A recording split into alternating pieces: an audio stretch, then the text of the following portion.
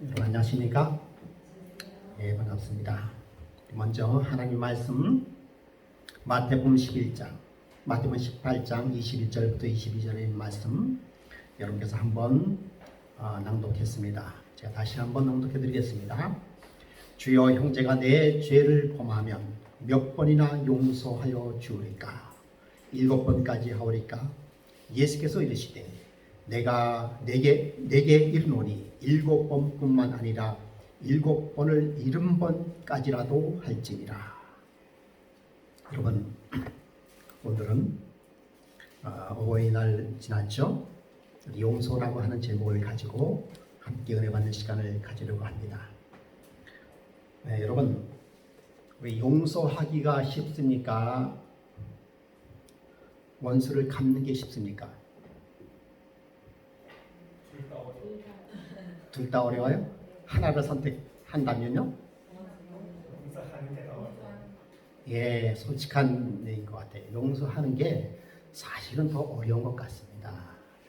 매스컴을 보면 예를 들어서 뭐 자기 딸을 그렇게 하고 뭐 어떻게 죽였다 하면은 용서하는 게 쉬워요? 아니면 끝까지 추적해서 죄가를 받고 그래야만 옳은 것인가? 세상은 그게 옳은 것이에요. 뭐 죽은 사람의 혼을 뭐 달래준다는 등 그런 거 아니에요? 민식이법이 그 좋고 분명히 해야 되는 것 중에 하나지만 민식이법도 그런 것 중에 하나예요. 내 자식이 이렇게 죽었으니까 이런 것은 절대 하지 못하게 하도록 하라. 이게 당연한 거죠. 당연한 것입니다. 근데 용서라고 하는 건 도대체 뭘까? 그래서 용서가 제 개인적으로 생각해도 용서가 더 어려운 것 같아요. 그래서 용서한 것보다는 내가 열심히 노력해서 너 보라는 듯이 내가 살겠다. 뭐 이렇게 하는 것이 우리 마음이 더 편해지는 것이 아닌가, 그렇게 생각이 듭니다. 근데 여러분, 우리가 120세까지 좀 살 수 있다고 얘기하잖아요. 그죠? 의학적으로. 그죠? 그런데 만약에 제가 120세를 못 살고 100세까지만 산다라고 한다면 무엇이 문제였을까요? 건강이죠. 그렇죠? 그 건강을 해치는 것이 무엇이 문제였을까요? 물론 먹는 것도 있고 또 지나치게 제 자신을 이렇게 과하게 했기 때문에 생명이 이렇게 줄어들 수 있죠. 그렇죠? 그런데요, 조사한 바에 의하면 많은 비중을 차지하는 것 중에서 뭔가 하면은요, 미움과 분노와 격분과 배신감과 원망과 원한, 이런 것들이 생명을 단축시키는 원인이라고 얘기합니다. 사실 이런 것들은 그냥 우리가 생각으로만 지나고 별 대수롭지 않게 여기면서 우리 삶 속에서 이렇게 흘러나오는 듯한 그런 것이 아니겠어요? 그런데 그런 것들이 우리의 생명을 단축시킨다고 하는 것이에요. 이런 것들 우리의 생명을 뭐 한다고요? 파괴시킨다라고 하는 것입니다. 그래서 성경에 얘기했죠. 잠언에 근심은 뭘 마르게 한다고요? 뼈를 마르게 한다라고 얘기하는 것이에요. 성경 말씀이 얼마나 지당한 말씀인지 모릅니다. 제널드 젬프스키라고 하시는 분이 눈물이 나도록 용서하라라는 책을 지었어요.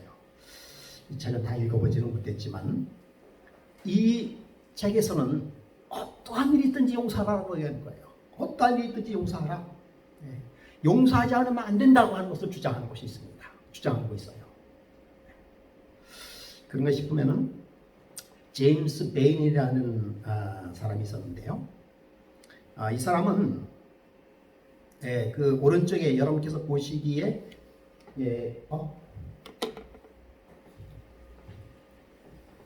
이런, 죄송합니다. 이제 나왔군요.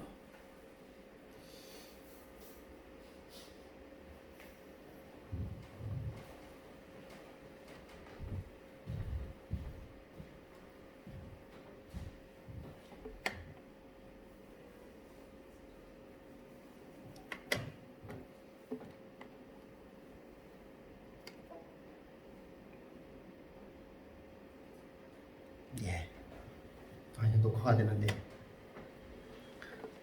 여기에 이 젊었을 때 이때가 19살 때였어요. 19살 때인데 이 제임스 베이는 1909년에 12월 달에 그의 형기 35년간의 억울한 옥살이를 마치고 2009년 12월 18일 날 자유의 몸이 됐습니다.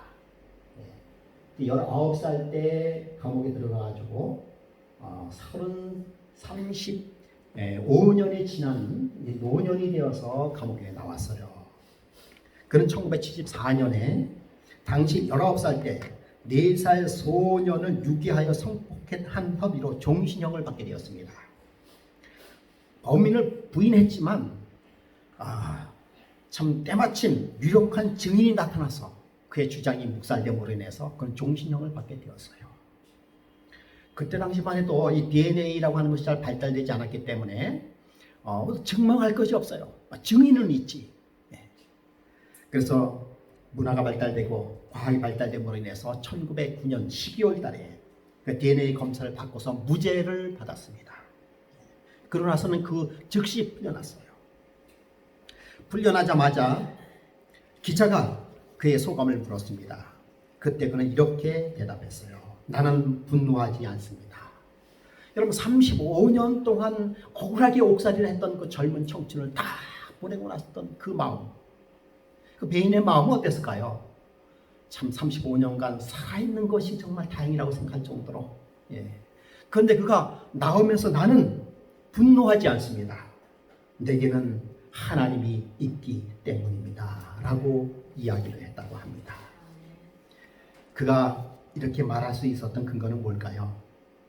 그는 용서했기 때문에 그런 것이에요.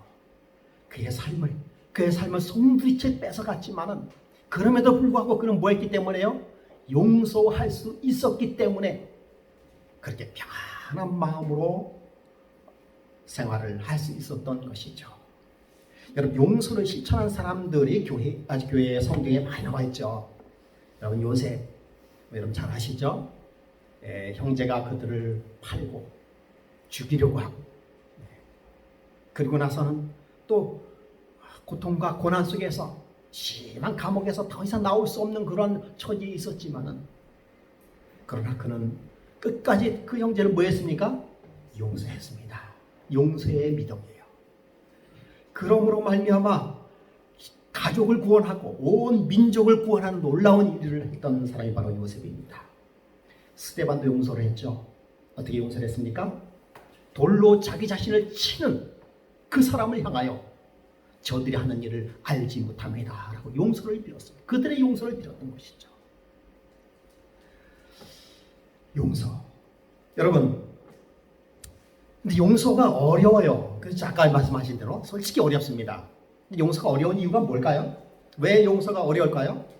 우리 손지사님 아까 말씀하셨는데 용서가 왜 어려울까요? 네? 어려운 이유가 뭘까요? 네? 그래요. 맞아요. 마음속에서 뭐 하지 않기 때문에 쉽게 사라지지 않기 때문에 용서가 어려운 것입니다. 그것은 정신적인 상처가 쉽게 아물지 않기 때문에 용서가 어려운 거예요. 정신적인 피해만 있습니까? 물질적인 피해, 신체적인 피해, 또 체면, 명예훼손, 배신감, 분노, 복수심 뭐 이런 것들이 있기 때문에 용서가 쉽지 않아요. 이런 게 어떻게 쉽게 사라집니까? 안 사라져요. 그래서 용서가 쉽지 않습니다. 그 다음에 두 번째는 뭔가 하면요. 용서한다면 그 사람의 행동의 정당성을 인정하고 또다시 그런 행동을 할까 봐서 용서 못해요. 그래서 뭘 해야 돼요? 반드시 그 사람, 가해자는 대가를 받아야 되는 거예요. 이게 뭐 옳은 것입니다. 이렇기 때문에 용서를 못한 것이에요. 자, 근데 여러분, 우리 용서해야 될까요? 해야 돼요. 근데 성경은 그래도 용서해야 된다고 얘기하고 있어요. 왜 용서해야 될까요? 네? 용서해야 마음 편하다. 아니 아까 마음 편하지 않으시다며. 마음이 불편한데 그래도 해야죠. 불편해도 해야 되죠. 그렇죠. 또 있어요. 또 왜 용서해야 될까? 용서받았기 때문에. 맞습니다. 예. 여러분 하신 말씀이 다 맞아요. 예. 좀 정리해 보면요, 우리가 용서를 해야 하는 이유가 성서적으로 있어요. 성서적으로 용서해야 되는 이유가 있습니다. 여러분께서 말씀하시는 것이 다 그런 것이에요. 예. 용서해야 되는 이유는 첫 번째는 뭐예요? 영생의 문제이기 때문에 그래요. 요한일서 3장 15절에 그 형제를 미워하는 자마다 살인하는 자니 살인하는 자마다 영생이 그 속에 거하지 아니하는 것을 너희가 아는 바라. 여러분, 이게 미워한다는 것이 바로 복수심이에요. 그렇죠? 예, 여러분, 그런 자마다 뭐하다 살인하는 자마다 영생이 그 속에 있지 않다라고 얘기하는 것이에요. 그러므로 여러분, 우리가 용서한다라고 하는 문제는 영생에 관한 문제이기 때문에 용서해야 돼요. 야, 여러분, 여러분 실질적으로 그렇게 마음이 편치 않기 때문에 용서해야 된다고 하지만 실질적으로 용서하기 쉽지 않아요. 네, 용서하기 쉽지 않습니다. 첫 번째는 뭐 있기 때문에요? 용서하지 않으면 우리의 영생이 그 속에 있지 않기 때문에 우리 용서해야 되는 것입니다. 두 번째는 뭘까요? 용서를 받을 수 있기 때문에. 마태복음 12절 보면 우리가 우리에게 죄 지은 자를 사하여 준 것 같이 우리 죄를 사하여 주옵시고. 이것도 역시 영생에 관한 문제겠죠. 그렇죠? 우리가 죄 지은 자를 사하여 준 것 같이 우리 죄를 사하여 준다고 했어요. 우리가 죄를 용서받으려면 어떻게 됩니까? 다른 사람은 뭐 해야 돼요? 용서해야 되는 것입니다. 다른 사람은 용서해야 되는 것입니다. 여러분, 그럼에도 불구하고 여러분 용서하기가 쉽지 않죠. 아니, 나는 용서하고 싶은데 상대방이 뭐 하지 않아요? 받아들이지 않기 때문에 용서 못 하잖아요. 그렇죠? 예. 그런데 그거는 어떻게 보면 상대방 문제고, 예, 나는 뭐 해야 돼요? 예, 나는 용서해야 되는 것입니다. 네. 거기에 체면이라는 게 붙어 있어요. 아까 얘기했죠? 내가 미안해. 그러면 괜히 내가 잘못한 것도 없는데 미안한 것 같으면 뭐예요? 내 체면이 굵어지는 것이죠. 그 체면 때문에 그래요. 예.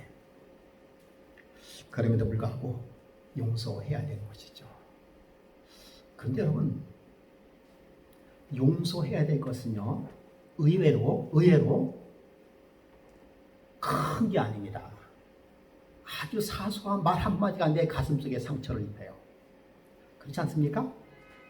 어떻게 보면 상대방은 모르는 것인데 나는 뭐 하는 것이에요? 상처를 받게 되는 것이죠. 근데 그 상처가 도대체 용서가 안 되는 것이에요. 네. 여러분, 큰 게 아닙니다. 용서해야 될 것은 내가 누구를 그냥 때려가지고 말해요. 전치 한 3, 4주를 이렇게 했다. 그런 문제가 아니에요. 슬쩍 지나가는 말 한마디에 내 가슴속에 상처를 입고 그것이 용서가 안 되는 그런 경우가 있지 않습니까? 여러분, 그럼에도 불구하고 뭐 해야 되는 것입니까? 용서해야 되는 것입니다.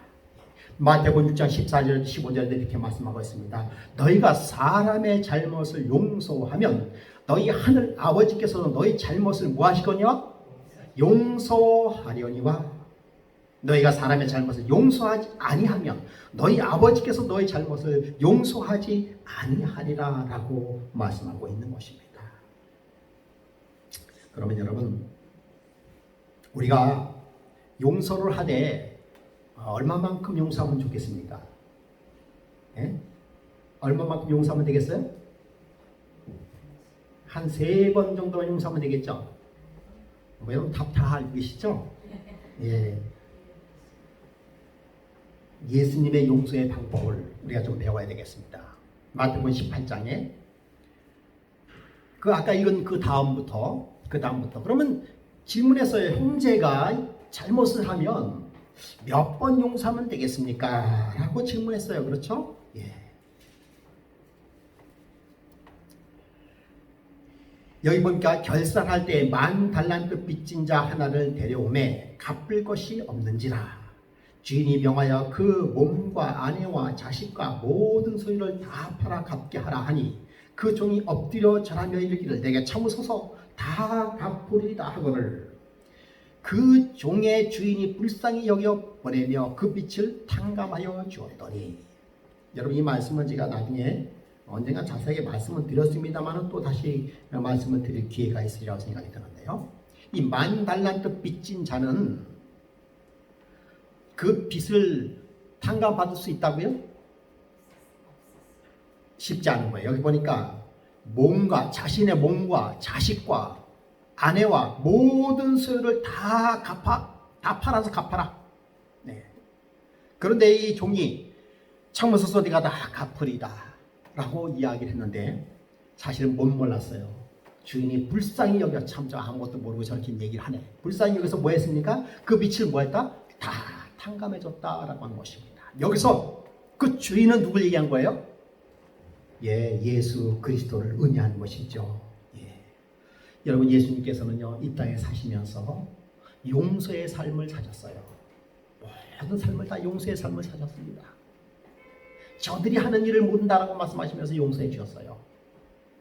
예수님은 단 한 번도 용서하지 않은 그러한 그 사람이 단 한 명도 없어요. 다 용서했어요. 다 용서했어요.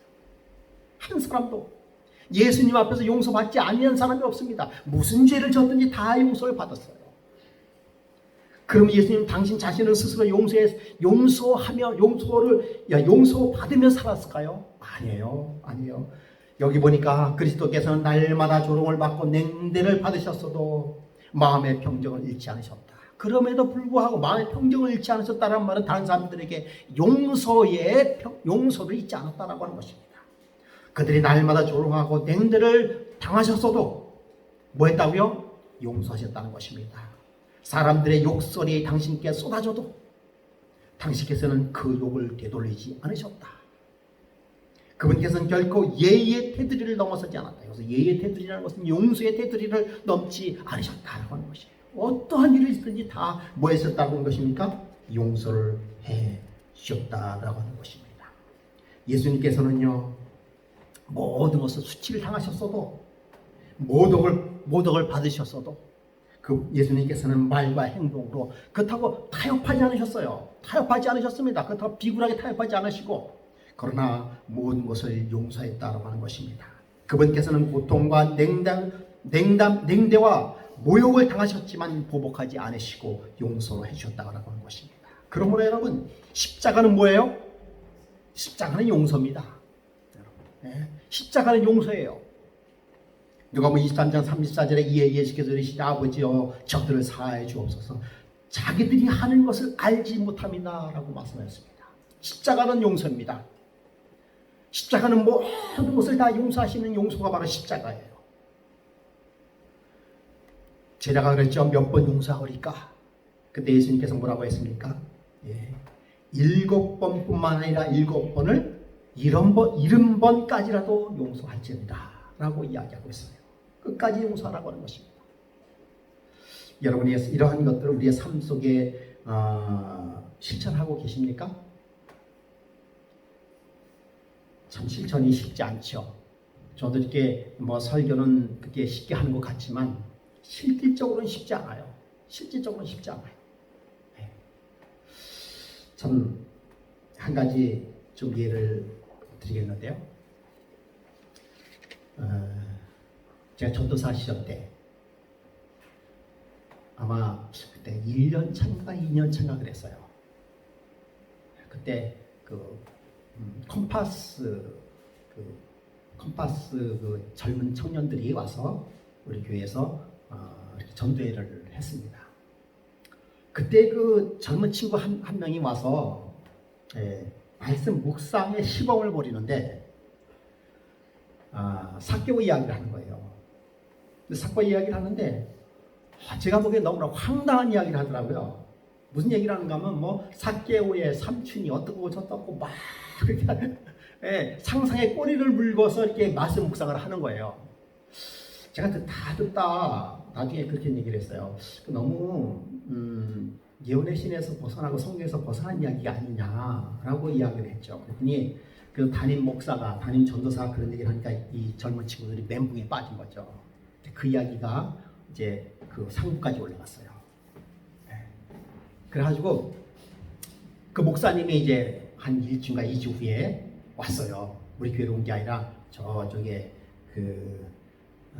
저기 우리 삼육대학 후문 쪽에서 거기 방한칸을 이렇게 해가지고 거기서 왔어요. 그래서 그 목사님이 이제 말씀 묵상에 대하여 다시 강의를 하는 거예요. 네, 제가 이제 그 얘기했으니까. 근데 거기에 누구가 여기 참가하신 분은 제가 보기에는 없는 것을 같아요. 우리 집사람하고 저만 그때 있었는가. 거기에 그 컴파스 그 젊은 그 청년들이 있었고, 그 다음에 저와 우리 집사람하고 우리 교인 3-4명이 있었습니다. 3-4명이 있었어요. 근데 그때 그 목사님이 그걸 얘기 쭉 하시다가 뭐라고 말씀하시는가 하면, 말씀 묵상을 제일 못하는 사람이 목사라는 거예요. 이제 그 얘기 하는 거죠. 이제 제가 가슴이 찌끔했어요. 그까지는 좋은데 우리 교인 한 분이 뭐라고 얘기하는가 하면 습관이 안 된다. 이렇게 얘기하는 거예요. 목사가 말씀 묵상에 습관이 안 됐다는 거예요. 제가 그래서 가슴에 탁 망치를 맞는 것 같았어요. 그까지는 좋은데 옆에 있던 우리 교인 한 분이 또 뭐라고 얘기하는가 하면 깨져야 된다. 목사가 깨져야 된다. 제가 그 얘기를 듣고 아무것도 안 들어왔어요. 제가 지금까지도 그게 상처가 돼요. 그 지금까지도 상처. 그러니까 제가 이 시간에 말씀드리는 이유가 제가 가슴에 상처가 돼서 그런 거예요.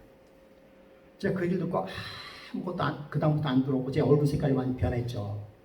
듣다 제가 한마디 했어요. 설교는 말씀 묵상을 하지 않으면 설교가 안 됩니다. 그 말씀만 딱 했어요. 그리고 나서 제가 다 지난 다음에 그 목사님 독대를 해가지고 제가 항의를 했어요. 어떻게 그렇게 얘기할 수 있느냐.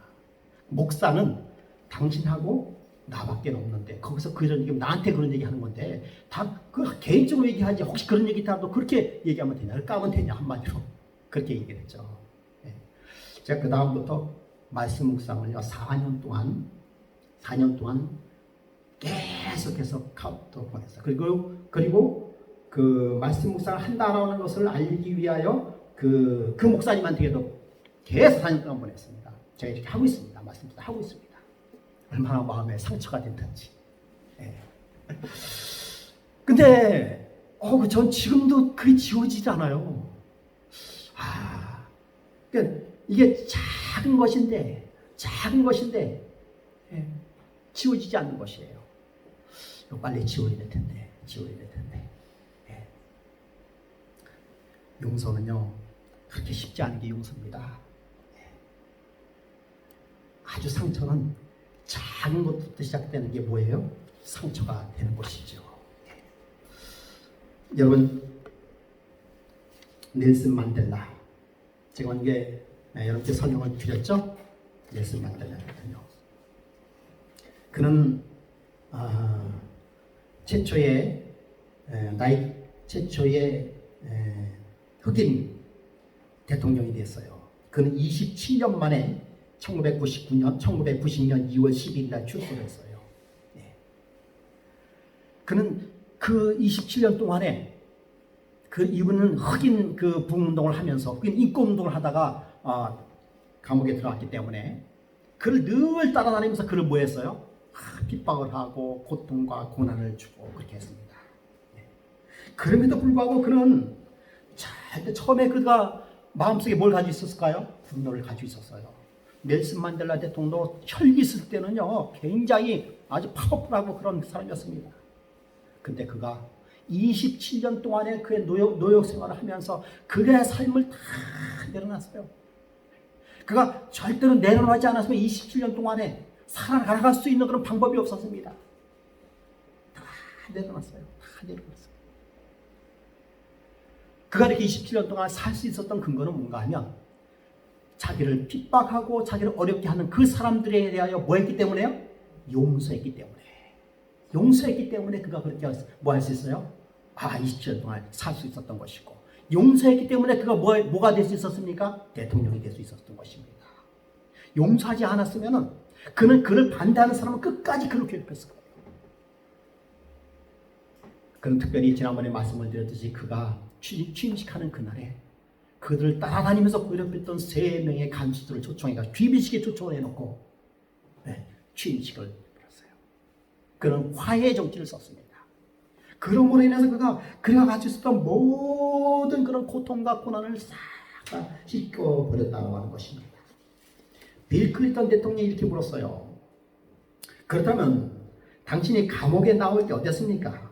당신이 그 자유의 흙길을 걸어가는 모습을 나도 우리 딸 첼시를 깨워서 함께 텔레비전을 보았는데 그때는 그들이 믿지 않았나요? 라고 물었어요.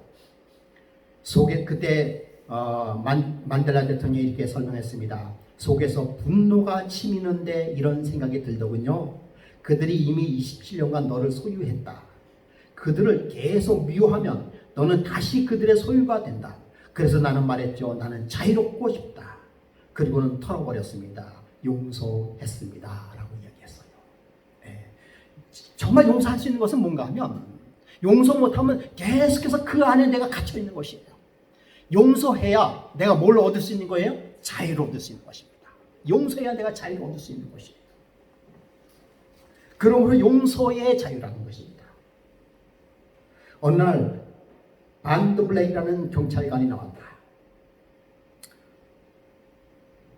그는 청문회에 나와서 자기가 다른 경찰관들과 함께 18세 소년을 쏘아 죽이고 자신을 불태운 다음 그 시신을 불태운 다음은 증거를 없애려고 자네를 고깃덩어리처럼 불 속에 던져 넣은 사건을 자세히 진술했다. 8년 후에 반드 블랙은 다시 그 집에 가서 그 소년의 아버지를 잡았다.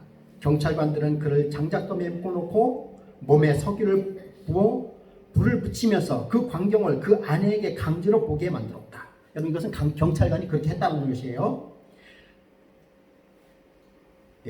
아들이 이어 남편까지 잃은 노 부인에게 발언기를 주어서 법정은 조용해졌다. 그래가지고 이제 아들을 잃고 남편까지 잃은 노 부인이 이제 법정에 섰다라고 하는 것이에요.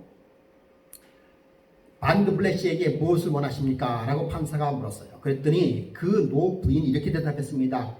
남편의 장례를 제대로 치를 수 있게 불태운 장소에 가서 죄를 모아주십시오. 반드 블랙은 고개를 푹 숙인 채 그렇게 하겠다고 머리를 끄덕였다. 이어 노 부인은 다음의 요구를 덧붙였다. 반드 블랙 씨는 제 가족을 모두 빼앗아갔습니다. 그러나 아직도 내게는 그에게 줄 수 있는 사랑이 많습니다. 한 달에 2번 그가 빈민촌에 있는 우리 집에 와서 나랑 같이 하루 시간을 보냈으면 합니다. 내가 그 사람의 어미 노릇을 할 수 있게 해주세요. 나는 그가 하나님의 용서를 받았다는 것과 나도 그를 용서한다는 사실을 알았으면 합니다. 내가 정말 용서했다는 것을 알 수 있도록 그를 안아주고 싶습니다. 여러분 이것은 정말 쉬운 일이 아니에요. 정말 이렇게 할 수 있을까? 근데 여러분 그렇게 해야만 진정한 뭘 얻는다는 것입니까? 진정한 자유를 얻는다고 하는 것입니다. 여러분 형제가 잘못이 있으면 이 시간 이후로 용서하시기 바랍니다. 용서가 안 돼도요 용서했다라고 치시기 바랍니다. 그래야만 내가 뭐 할 수 있다는 것이에요? 자유를 얻을 수 있다고 하는 것입니다. 마하트마 간디는 이렇게 얘기했어요. 자유는 용서로부터 시작이 된다. 진정한 마음의 자유는요 용서부터 시작된다. 존지 호버트는 또 이렇게 얘기를 했습니다. 용서할 수 없는 사람은 자신이 건너갈 다리를 파괴하는 사람이다. 번실러는 용서는 승리 중 가장 신성한 것이다 라고 이야기하고 있습니다. 참 여러분 이들이 용서에 관하여 얼마나 용서에 관하여 연구를 많이 했으면 그런 이야기를 할 수 있을까요? 여러분 오늘 이 시간 우리가 우리의 마음속에 아직까지도 성령의 능력이 우리 마음속에 임하지 않은 것은 우리가 작은 것이라도 용서하지 못했기 때문인 것이에요. 작은 것이 내 마음에 용서하지 못할 상처로 남아있기 때문인 것이죠. 여러분 이 시간에 모든 걸 용서하시기 바랍니다. 용서는 누구의 정신이에요? 예수님의 정신이에요. 여러분 예수님을 십자가에 못 박았지만 예수님은 십자가에 못 박고 가슴에 칼을 찌르고 그의 생명을 뺏었지만은 예수님은 모든 인류를 용서함으로 인해서 죄에서 뭘 얻었어요? 모든 인류가 자유를 얻는 특권을 얻었습니다. 여러분, 오늘도 우리가 이렇게 믿음 안에서, 은혜 안에서 자유를 누릴 수 있는 것은 무엇이기 때문에 예수님께서 우리를 위하여 십자가에서 용서하셨기 때문인 것입니다. 여러분, 이 시간부터 다 조그만 것이라도 용서하시기 바랍니다. 용서해야만 우리가 진정한 신앙의 자유를 얻을 수 있기 때문인 것이에요. 어버이날에 제가 왜 용서의 선택을 했을까요? 라는 제목을 선택했을까요? 우리를 가장 많이 용서하신 분은 누구예요? 어버이입니다. 부모님이에요. 부모님만큼 우리를 용서하고 부모님만큼 우리를 이해하신 분이 이 세상에 어디 있겠습니까? 우리의 잘못을 저질렀다고 한다면 부모님에게만큼 잘못을 저지른 그러한 분의 대상이 어디 있겠습니까? 그래서 우리는 하늘에 계신 하나님을 뭐라고 부릅니까? 하늘에 계신 우리의 아버지라고 부르는 이유가 바로 이 중에 하나 그것입니다. 여러분, 오늘 정말 어버이날에 우리를 용서하시는 우리 부모님과 그리고 우리를 용서하시는 아버지이신 하나님을 생각하시는 그분께서 우리가 모든 것을 다시 용서했다는 놀라운 사실을 다시 한번 기억하시기 바랍니다. 시대 소망에 이런 말씀이 있어요. 분노나 적개심을 뿜어도 무방하다고 생각하는 자들은 사단에게 마음의 문을 열어주고 있는 것이다. 분노나 적개심을 뿜어도 무방하다고 생각하는 우리 그런 행복의 성도들 없으시겠죠? 하늘과 조화되기를 원한다면 원한과 증오심이 심령에서 추방되어야 한다. 이 시간 우리 다 추방하시기 바랍니다. 용서하지 않는 자는 하나님으로부터 자비를 받을 수 있는 유일한 통로를 끊어버리게 된다. 우리 용서하는 이유는 하나님과 교통하기 위하여 원하는 것입니까? 용서하라고 하는 것입니다. 여러분, 용서하시는 하나님, 우리에게 무한한 은혜를 주시는 하나님, 그분을 우리가 아버지라고 부를 수 있는 이유는 우리를 뭐 하셨기 때문에 그런 것이에요? 우리의 죄를 용서하셨기 때문인 것입니다. 우리 금행복의 성도 여러분,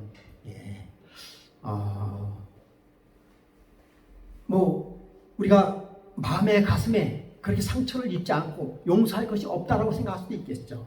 이 시간에 작든 크든 모든 것을 용서하고요. 누구 때문에요?